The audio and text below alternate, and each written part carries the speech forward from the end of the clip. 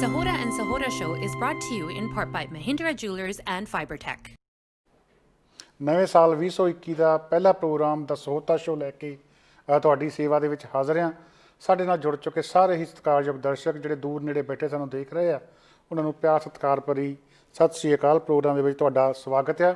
ਇਸ ਪ੍ਰੋਗਰਾਮ ਦੇ ਸਪਾਂਸਰ ਸਰੀ ਤੇ ਪਾਇਲ ਬਿਜ਼ਨਸ ਸੈਂਟਰ 'ਚ ਗਹਿਣਿਆਂ ਦੀ ਮਸ਼ਹੂਰ ਦੁਕਾਨ ਮਹਿੰਦਰਾ ਜਿਊਲਰਸ, ਜਿੱਥੋਂ ਕਿ ਤੁਸੀਂ ਗਹਿਣਿਆਂ ਦੇ ਨਵੇਂ ਤੋਂ ਨਵੇਂ ਡਿਜ਼ਾਈਨ ਅਤੇ ਖਰਾ ਸੋਨਾ ਖਰੀਦ ਸਕਦੇ ਹੋ।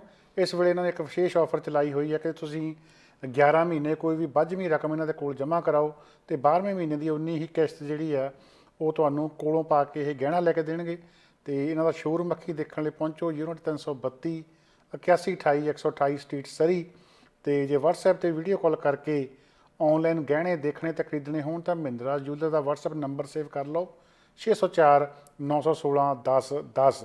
ਇਸ ਦੇ ਨਾਲ ਹੀ ਸਾਡੇ ਦੂਜੇ ਸਪਾਂਸਰ ਨੇ ਫਾਈਬਰਟੈਕ ਸਰੀ, ਵੈਨਕੂਵਰ, ਕੋਕਿਟਲਮ 3 ਥਾਵਾਂ ਤੋਂ ਇਹ ਸੇਵਾਵਾਂ ਦੇ ਰਹੇ ਆ। ਨਵਾਂ ਘਰ ਬਣਾ ਰਹੇ ਆ, ਟਾਊਨ ਹਾਊਸ 'ਚ ਕੋਂਡੋ ਪ੍ਰੋਜੈਕਟ ਸ਼ੁਰੂ ਕੀਤਾ ਜਾਂ ਰੈਨੋਵੇਸ਼ਨ ਲਈ ਪਲੰਬਿੰਗ ਦਾ ਸਮਾਨ ਚਾਹੀਦਾ ਤਾਂ ਇਹਨਾਂ ਕੋਲ ਪਧਾਰੋ। ਇਹ ਪੂਰੇ BC ਦੇ ਵਿੱਚ ਸਮਾਨ ਡਿਲੀਵਰ ਕਰਦੇ ਆ, ਟੂਟੀਆਂ, ਟੱਬ, ਟਾਇਲਟਸ ਵਗੈਰਾ, ਅਤੇ ਆਪਣੇ ਟੱਬ ਇਹ ਖੁਦ ਦੀ ਫੈਕਟਰੀ ਵਿੱਚ ਤਿਆਰ ਕਰਦੇ ਆ। ਐਡਰੈਸ 8247 130 ਸਟਰੀਟ ਸਰੀ ਅਤੇ ਫੋਨ 604 507 2199। ਅਤੇ ਅੱਜ ਦੇ ਪ੍ਰੋਗਰਾਮ ਦੇ ਵਿੱਚ ਆਪਾਂ ਗੱਲ ਕਰਾਂਗੇ ਕੈਨੇਡਾ ਦੇ ਕੁਝ ਜਿਹੜੇ ਸਿਆਸੀ ਆਗੂ ਆ ਉਹਨਾਂ ਨੂੰ ਕਿਉਂ ਆਪਣੀਆਂ ਨੌਕਰੀਆਂ ਤੋਂ ਹੱਥ ਧੋਣੇ ਪਏ ਆ, ਅਹੁਦੇ ਛੱਡਣੇ ਪਏ ਆ। ਇਸ ਦੇ ਨਾਲ ਹੀ ਕਿਸਾਨ ਮੋਰਚੇ ਦੇ ਉੱਤੇ ਜਿਹੜੀ ਮੀਟਿੰਗ ਸਰਕਾਰ ਦੇ ਨਾਲ ਹੋਈ ਉਹਦੇ ਵਿੱਚ ਕੀ ਗੱਲਾਂ ਬਾਤਾਂ ਹੋਈਆਂ, ਮੌਸਮ ਕਿਹੋ ਜਿਹਾ ਉੱਥੇ ਮੋਰਚੇ ਦੇ ਉੱਤੇ, ਮੌਤਾਂ ਦੀ ਗਿਣਤੀ ਜਿਹੜੀ ਹੈ ਕਿਉਂ ਨਹੀਂ ਰੁਕ ਰਹੀ ਕਿਸਾਨ ਮੋਰਚੇ ਵਿੱਚ, ਕਿੰਨੀਆਂ ਹੋ ਚੁੱਕੀਆਂ, ਕੀ ਕਰਨਾ ਚਾਹੀਦਾ। ਦੀਪ ਸਿੱਧੂ ਨੇ ਕਿਸਾਨ ਆਗੂਆਂ ਨੂੰ ਕੀ ਅਪੀਲ ਕੀਤੀ ਹੈ ਅਤੇ ਇਸ ਦੇ ਨਾਲ ਹੀ ਅਗਾਂਹ ਜਿਹੜੀ ਸਰਕਾਰ ਦੀ ਰਣਨੀਤੀ ਕੀ ਜਾਪਦੀ ਆ, ਕੀ ਹੋ ਸਕਦਾ, ਇਹਦੇ ਬਾਰੇ ਵਿਚਾਰ ਚਰਚਾ ਲੈ ਕੇ ਹੁਣੇ ਹੀ ਤੁਹਾਡੇ ਸੇਵਾ 'ਚ ਹਾਜ਼ਰ ਹੁੰਦੇ ਹਾਂ।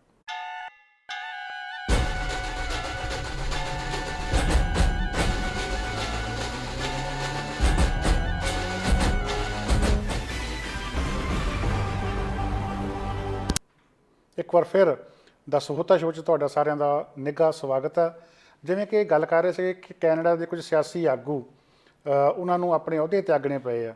ਅਕਸਰ ਜਦੋਂ ਕੋਈ ਕਾਨੂੰਨ ਬਣਦਾ, ਕੋਈ ਆਦੇਸ਼ ਜਾਰੀ ਹੁੰਦਾ ਸਰਕਾਰ ਵੱਲੋਂ, ਤਾਂ ਉਹ ਹਰੇਕ ਲਈ ਹੁੰਦਾ, ਇੱਕ ਆਮ ਨਾਗਰਿਕ ਲਈ, ਸਾਡੇ ਸਿਆਸੀ ਜਿਹੜੇ ਚੁਣੇ ਹੋਏ ਨੁਮਾਇੰਦੇ ਆ ਉਹਨਾਂ ਦੇ ਵਾਸਤੇ, ਜਾਂ ਜਿਹੜੀਆਂ ਸਾਡੀਆਂ ਫੋਰਸਿਸ ਆ ਉਹਨਾਂ ਵਾਸਤੇ ਕਾਨੂੰਨ ਸਾਰਿਆਂ ਦੇ ਉੱਤੇ ਲਾਗੂ ਹੁੰਦਾ।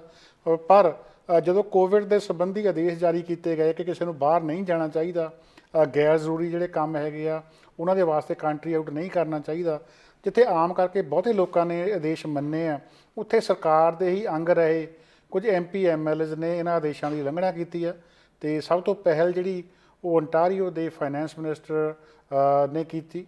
ਉਸ ਤੋਂ ਬਾਅਦ ਜਦੋਂ ਉਹ ਫੜੇ ਗਏ ਤਾਂ ਉਹਨਾਂ ਨੂੰ ਆਪਣੇ ਅਹੁਦੇ ਤੋਂ ਅਸਤੀਫਾ ਦੇਣਾ ਪਿਆ।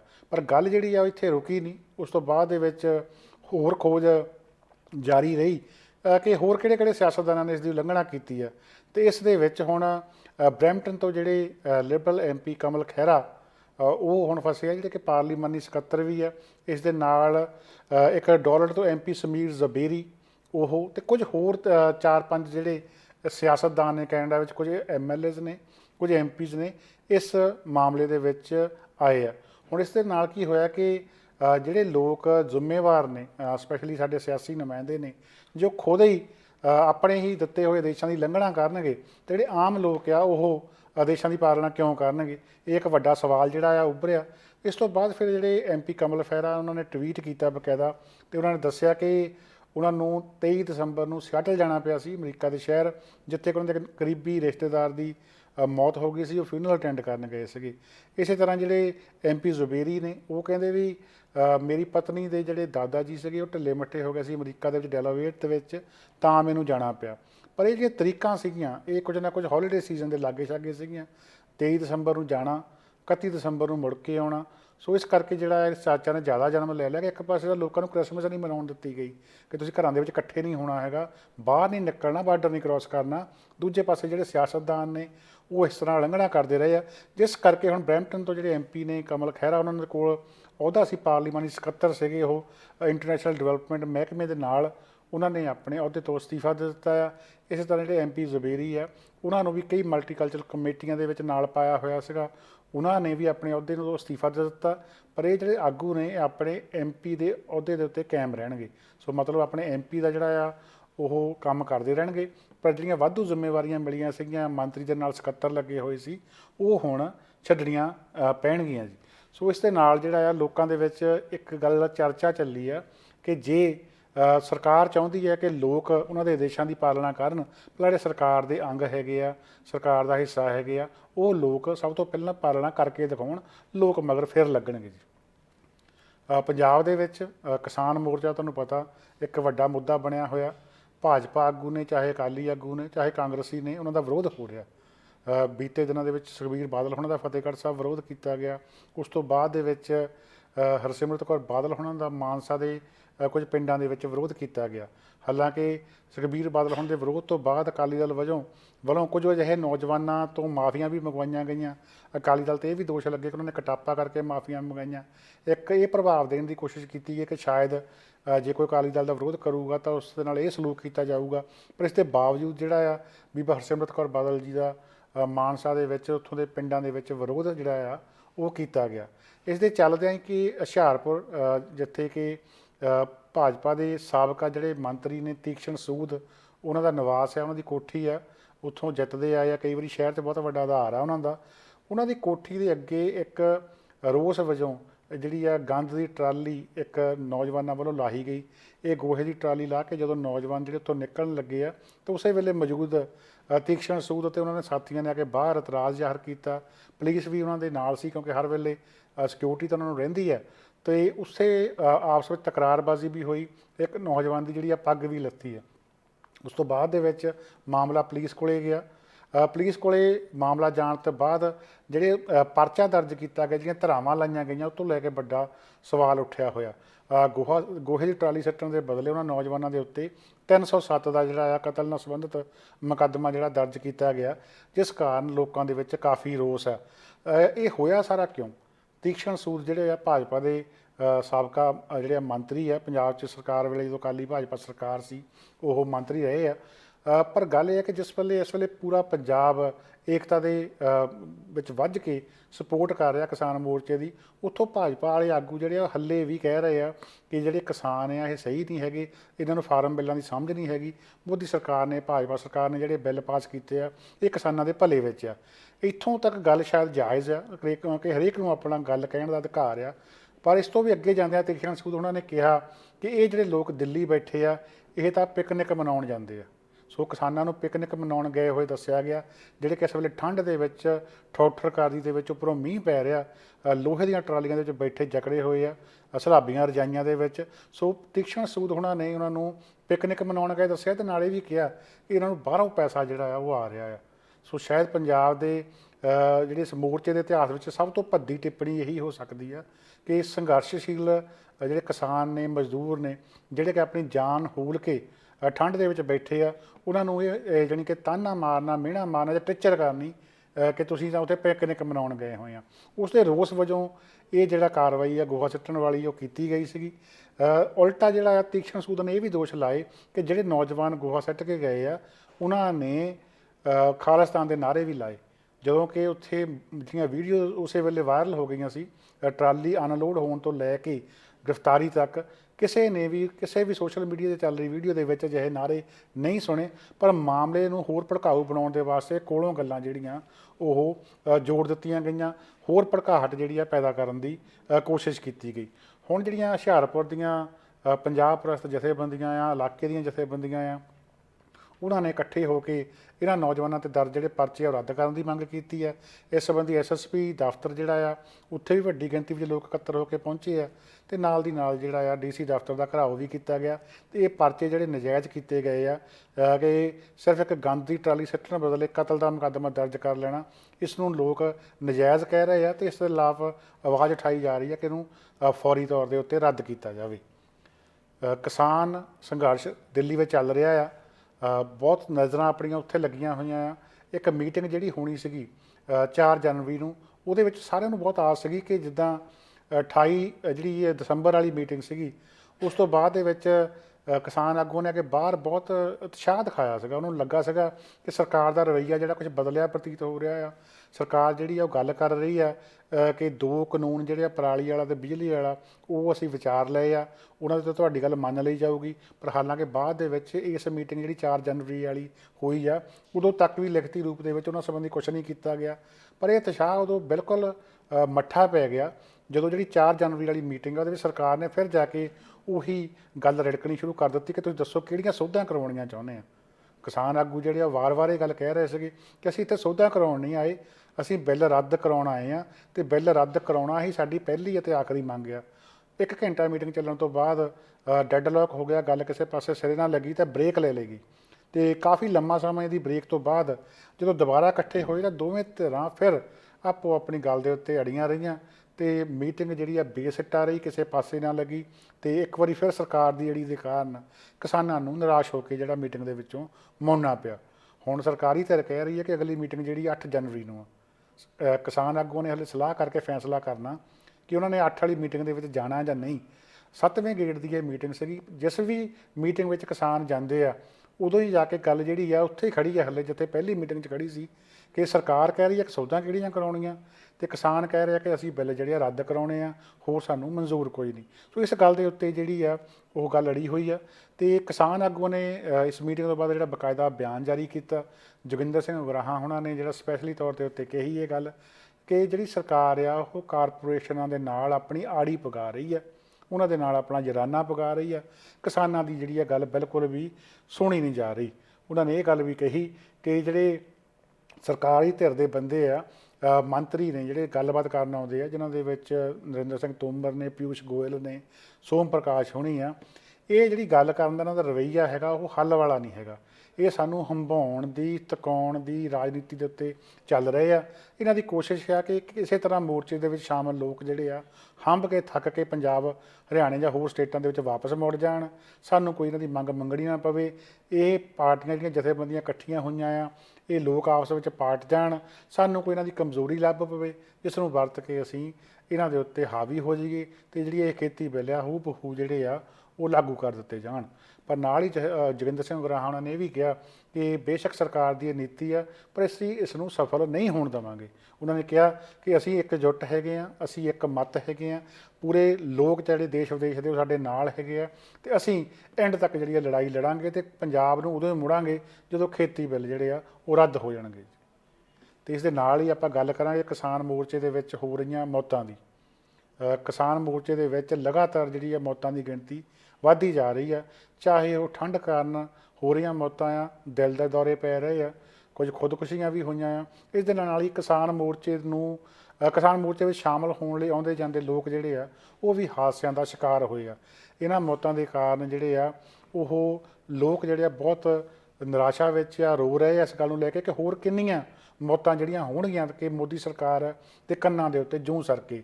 ਬੇਸ਼ੱਕ ਜਿਹੜਾ ਵੀਕਐਂਡ ਦੇ ਉੱਤੇ ਅੰਕੜਾ ਦਿੱਤਾ ਗਿਆ ਸੀਗਾ ਉਹ ਇਹ ਕਿਹਾ ਗਿਆ ਸੀਗਾ ਕਿ 50 ਤੋਂ ਉੱਪਰ ਮੌਤਾਂ ਹੋ ਚੁੱਕੀਆਂ, ਪਰ ਕਿਸਾਨ ਆਗੂਆਂ ਦਾ ਕਹਿਣਾ ਹੈ ਕਿ ਕੁੱਲ ਮਿਲਾ ਕੇ ਦੇਖੀਏ ਤਾਂ ਗਿਣਤੀ 70 ਦੇ ਕਰੀਬ ਹੈਗੀ ਆ।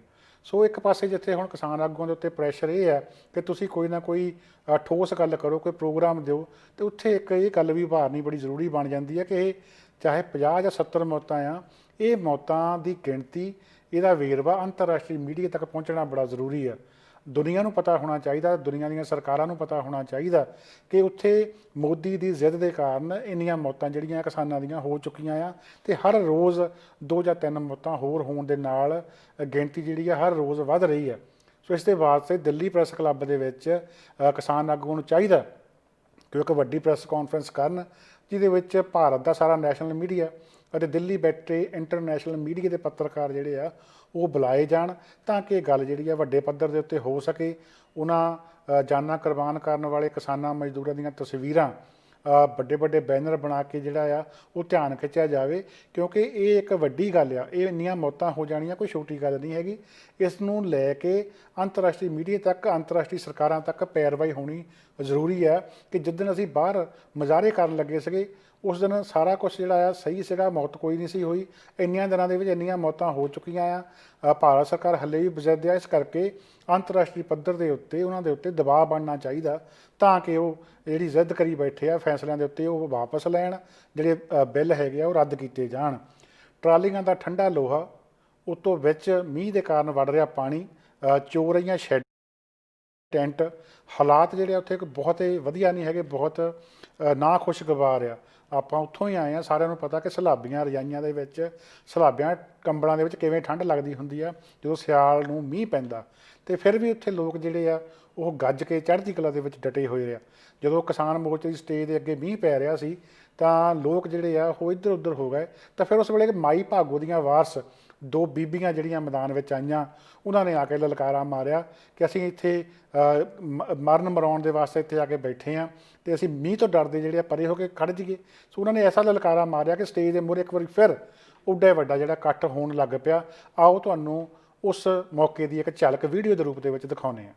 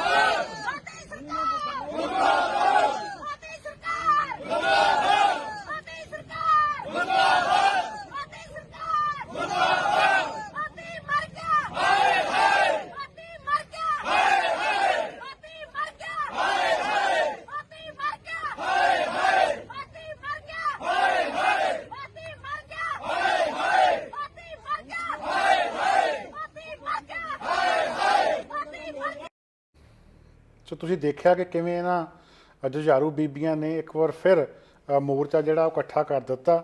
ਸੋ ਇਹੋ ਜਿਹੀਆਂ ਝਾਕੀਆਂ ਉੱਥੇ ਰੋਜ਼ ਦੇਖਣ ਨੂੰ ਮਿਲਦੀਆਂ। ਅਤੇ ਬਾਕੀ ਕਿਤੇ ਨਾ ਕਿਤੇ ਲੋਕਾਂ ਦੇ ਵਿੱਚ ਗੱਲ ਨੂੰ ਲੈ ਕੇ ਥੋੜ੍ਹਾ ਜਿਹਾ ਗਿਲਾ ਆ ਕਿ ਕਿਸਾਨ ਆਗੂ ਜਿਹੜੇ ਆ ਉਹ ਕੋਈ ਵਧੀਆ ਪ੍ਰੋਗਰਾਮ ਨਹੀਂ ਦੇ ਰਹੇ, ਠੋਸ ਪ੍ਰੋਗਰਾਮ ਨਹੀਂ ਦੇ ਰਹੇ। ਨਿਰਾਸ਼ਾ ਲੋਕਾਂ ਦੇ ਵਿੱਚ ਭਰੀ ਜਾ ਰਹੀ ਆ। ਜਿਵੇਂ ਕਿ ਪਹਿਲਾਂ ਟਰੈਕਟਰ ਮਾਰਚ ਦਾ ਪ੍ਰੋਗਰਾਮ ਲਿਖਿਆ ਗਿਆ ਸੀਗਾ, 4 ਜਨਵਰੀ ਦੀ ਮੀਟਿੰਗ ਤੋਂ ਉਤਸ਼ਾਹਿਤ ਹੋ ਕੇ ਉਹ ਪ੍ਰੋਗਰਾਮ ਰੱਦ ਕਰ ਦਿੱਤਾ ਗਿਆ। ਅਤੇ ਅੱਜ 4 ਜਨਵਰੀ ਦੀ ਮੀਟਿੰਗ ਵਿੱਚ ਜੋ ਹੋਇਆ ਉਹ ਆਪਾਂ ਸਾਰਿਆਂ ਨੇ ਦੇਖ ਸੁਣੇ ਲਿਆ। ਸੋ ਇਸ ਕਰਕੇ ਜੇ ਕਿਤੇ ਉਹ ਟਰੈਕਟਰ ਮਾਰਚ 4 ਜਨਵਰੀ ਦੀ ਮੀਟਿੰਗ ਤੋਂ ਪਹਿਲਾਂ ਕੱਢਿਆ ਹੁੰਦਾ ਤਾਂ ਸ਼ਾਇਦ ਅੱਜ ਸਰਕਾਰ ਦਾ ਰਵੱਈਆ ਕੁਝ ਹੋਰ ਹੁੰਦਾ। ਹੁਣ ਉਹ ਜਿਹੜਾ ਟਰੈਕਟਰ ਮਾਰਚ ਆ ਜਾ ਕੇ 26 ਜਨਵਰੀ ਤੱਕ ਪਾਇਆ ਹੋਇਆ, ਉਸ ਤੋਂ ਪਹਿਲਾਂ 22 ਦਿਨ ਵਿੱਚ ਵਿਚਾਲੇ ਆ। ਕੀ ਕਰਨਾ ਆ ਸਰਕਾਰ ਦੇ ਉੱਤੇ, ਕਿਸ ਤਰ੍ਹਾਂ ਆਪਾਂ ਪ੍ਰੈਸ਼ਰ ਪਾ ਸਕਦੇ ਹਾਂ, ਇਸ ਦੇ ਵਾਸਤੇ ਹਾਲੇ ਕੋਈ ਵੱਡਾ ਜਿਹੜਾ ਪ੍ਰੋਗਰਾਮ ਆ ਉਹ ਕਿਸਾਨ ਆਗੂਆਂ ਵੱਲੋਂ ਨਹੀਂ ਦਿੱਤਾ ਗਿਆ। ਲੋਕਾਂ ਦੀ ਮੰਗ ਆ ਕਿ ਇਹ ਪ੍ਰੋਗਰਾਮ ਜਿਹੜਾ ਆ ਜ਼ਰੂਰ ਦੇਣਾ ਚਾਹੀਦਾ ਤਾਂ ਕਿ ਇੱਕ ਪ੍ਰੋਗਰਾਮ ਹੀ ਆ, ਇੱਕ ਸਖਤੀ ਹੀ ਆ, ਤਾਂ ਹੀ ਜਿਹੜੀ ਸਰਕਾਰ ਦੇ ਕੰਨਾਂ ਤੱਕ ਜੂੰ ਸਰਕਣੀ, ਉਹਨਾਂ ਤੱਕ ਸੇਕ ਪਹੁੰਚਣਾ, ਤਾਂ ਹੀ ਉਹ ਤੁਹਾਡੀ ਗੱਲ ਮੰਨਣਗੇ। ਵਰਨਾ ਹਜ਼ਾਰਾਂ ਲੱਖਾਂ ਲੋਕ ਵੈਸੇ ਵੀ ਦਿੱਲੀ ਦੇ ਵਿੱਚ ਆਉਂਦੇ ਜਾਂਦੇ ਰਹਿੰਦੇ ਆ, ਉੱਥੇ ਬੈਠੇ ਰਹਿੰਦੇ ਆ, ਉਹ ਤੁਹਾਡੀ ਜਿਹੜੀ ਆ ਇਸ ਕਾਰਵਾਈ ਦਾ ਉਹਨਾਂ ਦੀ ਸਿਹਤ ਦੇ ਉੱਤੇ ਕੋਈ ਬਹੁਤਾ ਅਸਰ ਨਹੀਂ ਹੈਗਾ। ਅਤੇ ਇਸ ਦੇ ਨਾਲ ਹੀ ਤੁਹਾਨੂੰ ਲੈ ਚੱਲਦੇ ਹਾਂ ਇੱਕ ਦੀਪ ਸਿੱਧੂ ਦੀ ਗੱਲ ਵੱਲ। ਦੀਪ ਸਿੱਧੂ ਪਹਿਲੇ ਦਿਨ ਤੋਂ ਮੋਰਚੇ ਦੇ ਨਾਲ ਜੁੜੇ ਹੋਏ ਆ, ਬਲਕਿ ਮੋਰਚੇ ਤੋਂ ਪਹਿਲਾਂ ਵੀ ਉਹ ਸ਼ੰਭੂ ਮੋਰਚੇ ਦੇ ਉੱਤੇ ਇੱਕ ਅੱਡ ਕਹਿ ਲਓ ਪ੍ਰੋਗਰਾਮ ਦੇ ਰਹੇ ਸੀਗੇ।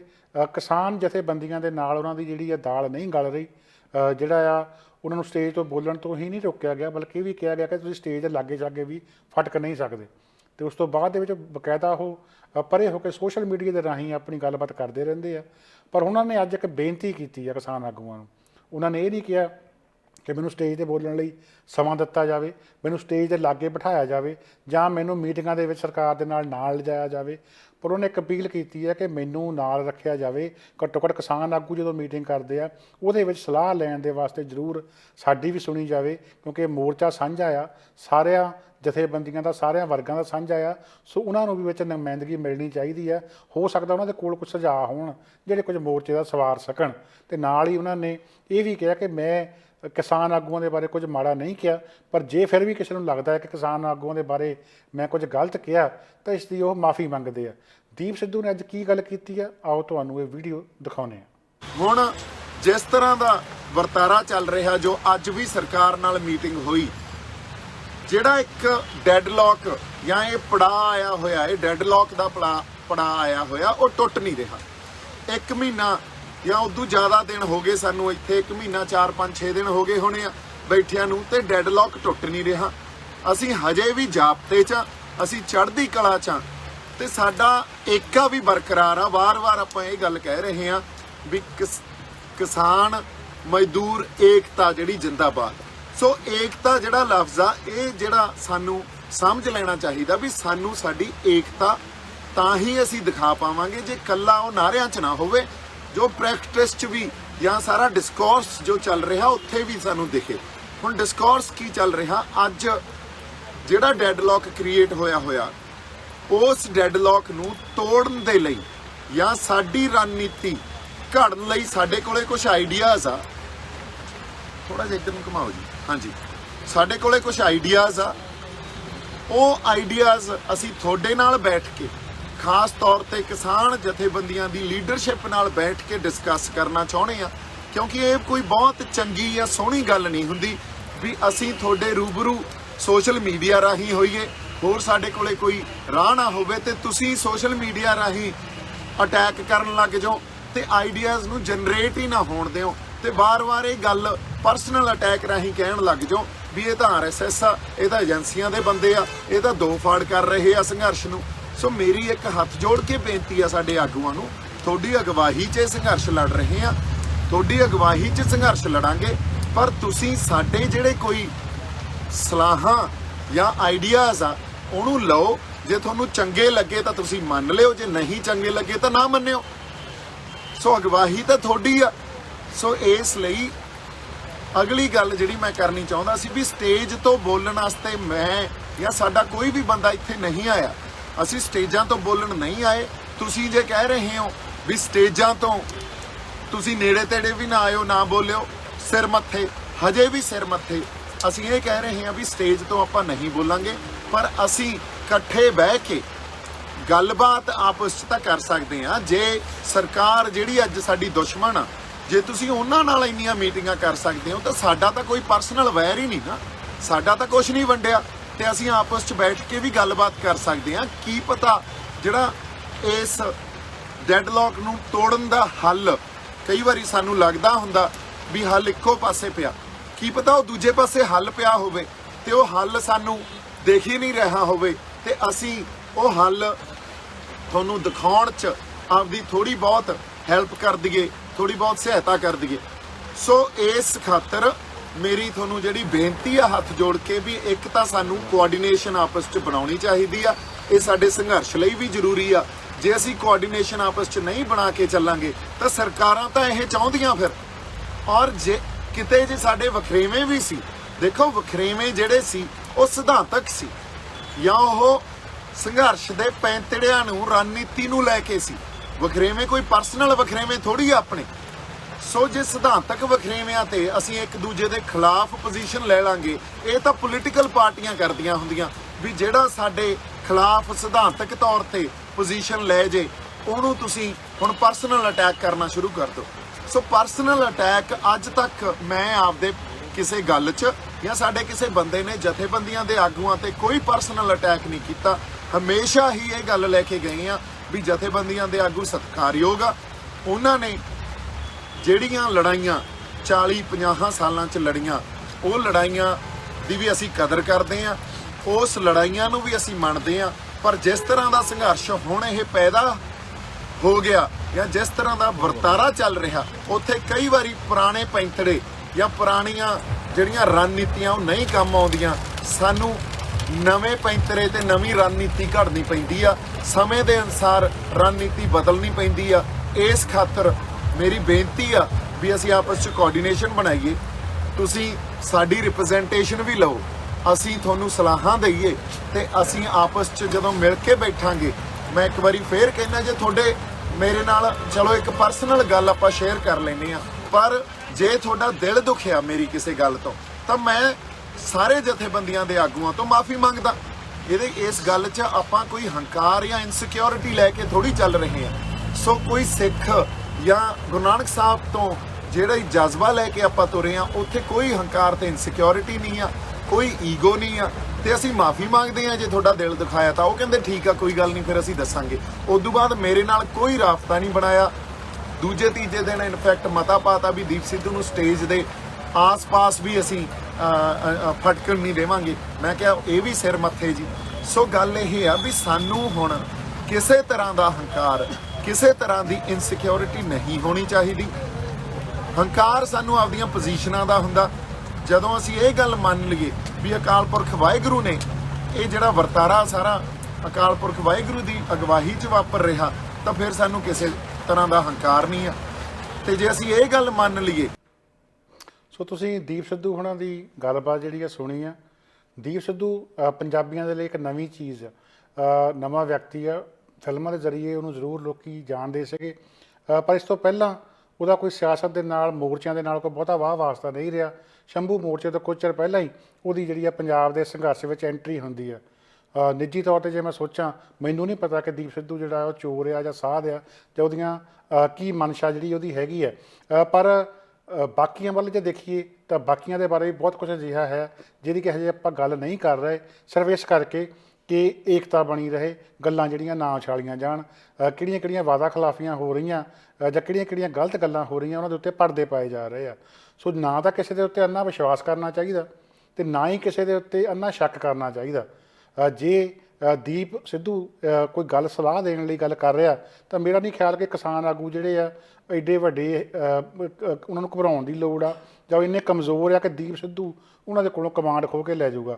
ਪਰ ਇੱਕ ਗੱਲ ਜਿਹੜਾ ਕਿ ਇੱਕ ਵਿਵਾਦ ਬਣਦਾ ਜਾ ਰਿਹਾ ਕਿ ਦੀਪ ਸਿੱਧੂ ਨੂੰ ਨਾਲ ਨਹੀਂ ਜੀ ਰਲਾਉਂਦੇ, ਬੋਲਣ ਨਹੀਂ ਦਿੰਦੇ, ਜਿਹੜੀ ਸੁਣ ਲਈ ਜਾਂਦੀ ਆ, ਅਤੇ ਇੱਕ ਮੁੱਦਾ ਜਿਹੜਾ ਆ ਸਦਾ ਦੇ ਵਾਸਤੇ ਨਿਬੜ ਜਾਂਦਾ ਆ।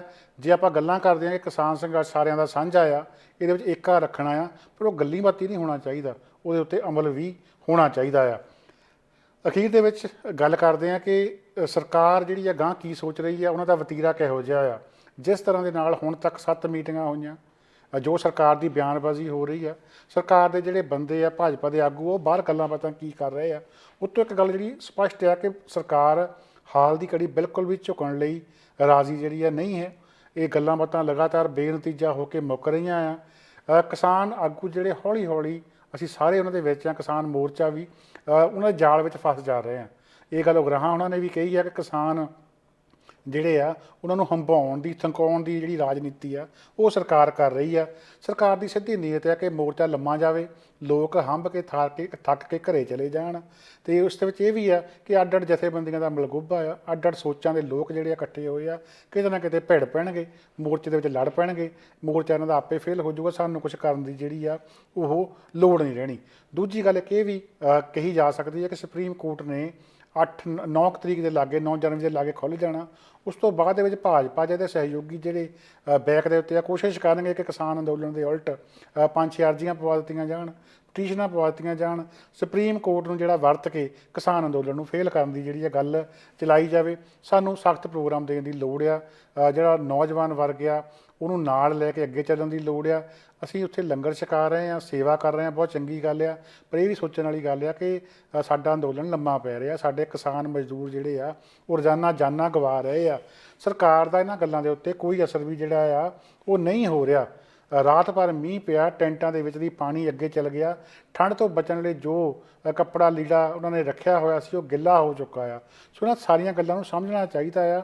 ਉਸ ਤੋਂ ਬਾਅਦ ਦੇ ਵਿੱਚ ਇੱਕੋ ਇੱਕ ਤਰੀਕਾ ਜਿਹੜਾ ਇਹੀ ਬਚਦਾ ਆ ਕਿ ਸਰਕਾਰ ਦੇ ਉੱਤੇ ਜਿੰਨਾ ਚਿਰ ਪ੍ਰੈਸ਼ਰ ਨਹੀਂ ਬਣਦਾ ਉਹਨਾਂ ਨੇ ਨਹੀਂ ਸੁਣਨੀ।